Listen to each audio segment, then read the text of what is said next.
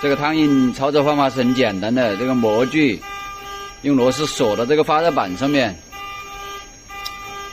我现在锁的是另外一款模具，我们只要做好定位，然后压下去，它这个颜色就出来了。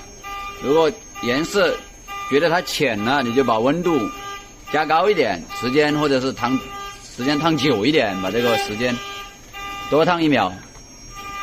我们再来试一下，可以用脚踏板，时间到了它就会自己抬起来。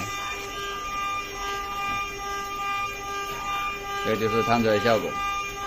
然后这一块模具呢，也是就是装上去就可以，因为这里是刚刚烫的这一块模具，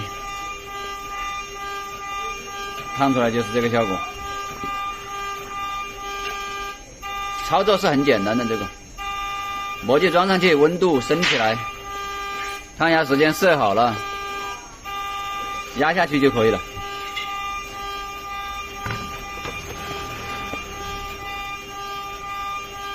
两款模具。